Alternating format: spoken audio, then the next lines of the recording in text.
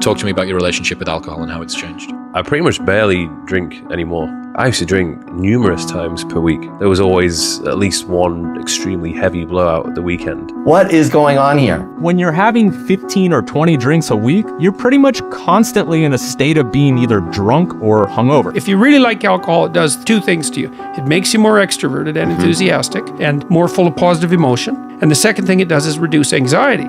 Alcohol targets mitochondria. Alcohol poisoning is due to mitochondrial disruption and impairment. There were times I was like, man, I could never be a sober person. It was just alcohol for me always, if you took something fun, alcohol made it more fun. And if you took something boring, it made it less boring. So when somebody dies of alcohol poisoning, the cause of death is poisoning the mitochondria. The one thing that always knocks me off track the most, it's always alcohol. Most people are drastically underestimating its impact. Right now, as we speak, at least 1 in 10 Americans meets the criteria for either alcohol abuse or alcohol dependence, which we now call alcohol use disorder. We were on to like 2 or 3 glasses a day, then half a bottle, and it just went really fast. Alcohol it's a hell of a drug, man. When it comes to quitting drinking, one of the challenges many people face is the influence of their social circle.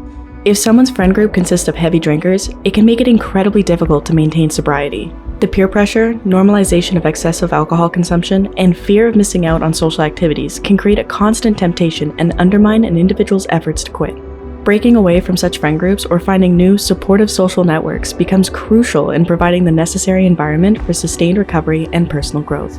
If you're trying to get your life together and your friends get in the way, that's actually real useful for you because you've now identified who your friends aren't. And you might think, well, I can't give them up. It's like, oh yes, you can. And not only can you should, and it would be better for them.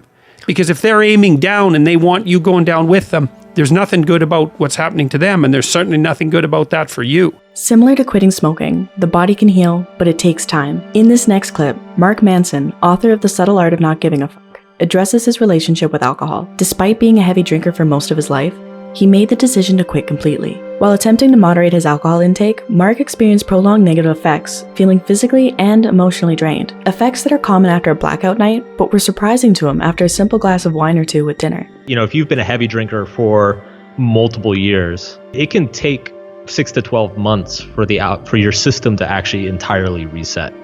For your brain to go back to the way it was, your internal organs to go back to the way they were. And I was like, God damn, I've been doing this basically since I was like 18, half my life, almost 2 decades. Yeah, it's incredible. It's incredible. It was, I'd say, within a few weeks, waking up with more energy, sleeping like a baby. You know, and one of the things, you know, I had cut back quite a bit before I quit completely. I'd say I'd cut back to drinking maybe 2-3 times a month. And when I drank, it was like just 2 or 3 glasses of wine.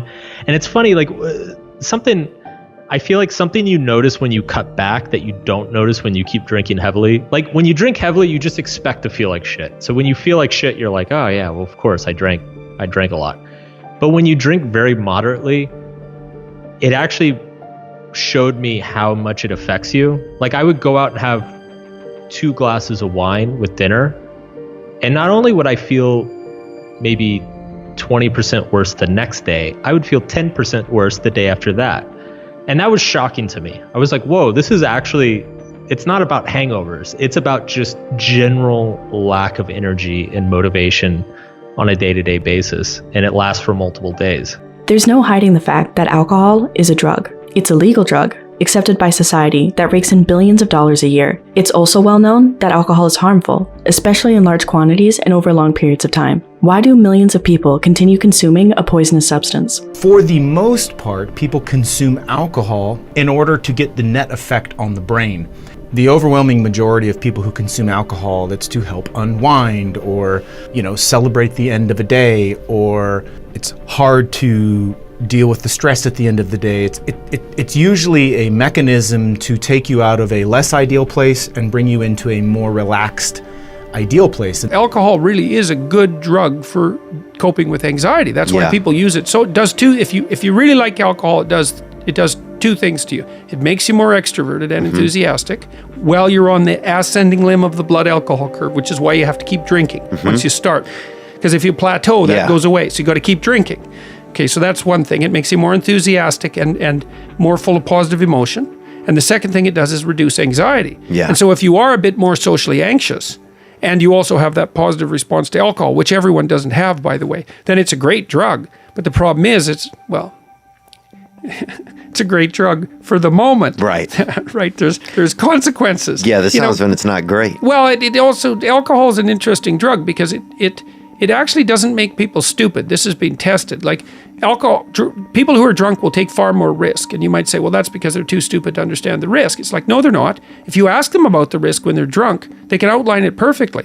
What it stops them from doing is caring about the risk. During the healing process of sobriety, withdrawals are inevitable for people that maintained a heavy reliance on alcohol. Symptoms vary, and the intensity can often make it harder for some people to stick with it. As with smoking, those cravings are powerful and can often push people back to substance abuse to escape from the discomfort of withdrawal. Increased stress when people are not drinking, diminished mood and feelings of well-being when people are not drinking, and changes in the neural circuitry that cause people to drink even more in order to get just back to baseline before they ever started drinking in the first place. You feel uncomfortable, you feel distressed, you feel anxious and distressed, and you basically start noticing you have more cravings and urges to go back to drinking more alcohol to make these signs and symptoms get milder or go away. So basically you're self-medicating and kind of perpetuating the cycle because you don't want to feel this way and you don't want to feel this discomfort from alcohol withdrawal. Now, in milder cases, these mild signs and symptoms may go away in 1 to 2 days. In more moderate cases, it could be 3 to 5 days, okay?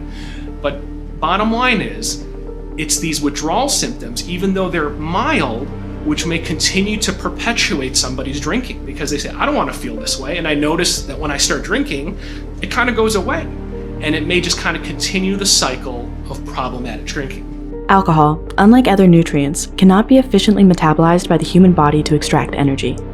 Instead, the body treats alcohol as a toxin, triggering a cascade of processes to eliminate it. From the moment alcohol enters the bloodstream, it affects not only the liver, but also the entire body system. It disrupts the balance of neurotransmitters, impairs cognitive function, compromises the immune system, and places strain on various organs, leading to a wide range of negative health consequences that extend far beyond the liver. When you take a step back, when you look at the big picture of life, cells in the human body are all there to perform a function, but they all need nutrients. They need nutrients to replace the parts that need to be replaced. Without nutrients, you're dead. In order to understand why cells in the human brain or body malfunction, we have to go all the way to the basics of biology, which is every living cell at the end of the day depends on metabolism or energy. And it's the only way to connect the dots. This is a gross oversimplification of nutritional biochemistry. Essentially, we can look at most of at least macro nutrition, not micronutrition, but macronutrition. In other words, the things that we consume that give us energy. And there are 3 primary sources of macronutrients. There are protein, fats, and carbs. And the challenge with ethanol or alcohol is that when alcohol comes into our nutritional equation, there's nowhere for it to go. The liver is responsible for detoxifying the alcohol that we ingest. Could it really be? Could it really just be that the last thing to go is the alcohol, that it could be that impactful? I dare you to try.